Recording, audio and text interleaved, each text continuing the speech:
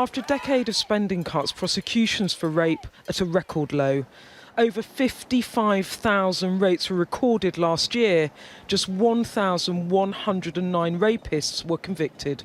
Behind these numbers, unimaginable suffering, women paying an unthinkable price for austerity.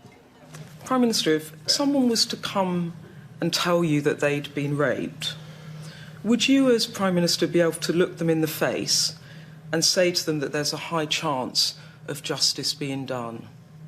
I want everybody to have that confidence, Beth, and at the moment I've got to tell you that the answer to that is no, I don't think people do have enough confidence in the criminal justice system, and that is certainly, that's led to this feeling of fury, of frustration, betrayal. Now, that feeling is, I think, caused by frustration at the level of successful prosecution. Your Justice Secretary said that he was deeply ashamed by the government's record. Are you deeply ashamed? I certainly am not happy with the way things have been going. And you said the CPS are not dealing with complaints fast enough or taking them seriously enough.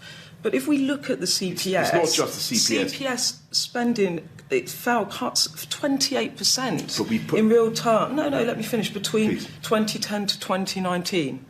So the cuts make it more difficult to prosecute. And you have to acknowledge, don't you, that actually this is partly on Conservative governments from 2010 to now. We've put more prosecutors back in. We put another 200 prosecutors back in.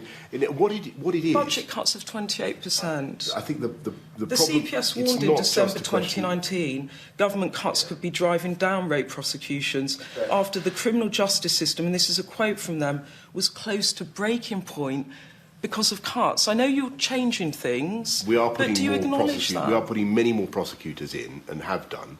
But do you acknowledge that was part of the problem? The issue is, I don't think it's always and everywhere a question of more public money. The CPS and the Justice Department have faced cuts, and it's not just about the CPS and the police, it's also on the government. I certainly acknowledge my responsibility for all of this, but what we're doing is putting more prosecutors into the CPS. What I've said to... Prosecution rates are the lowest on record. And I'm totally fed up with it. You have set a target for your government to increase back to 2016 levels. That's 5,190 prosecutions.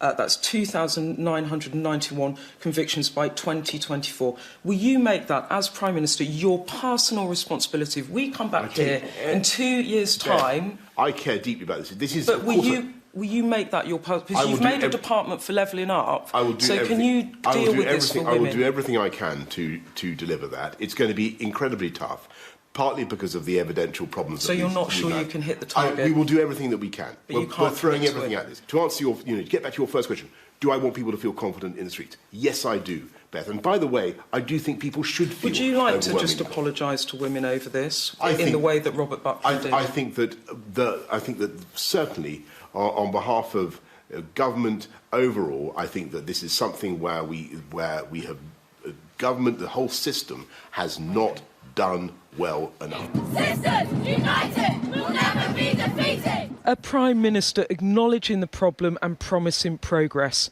Empty words unless more women and girls get justice. Beth, Rigby, Sky News, Manchester.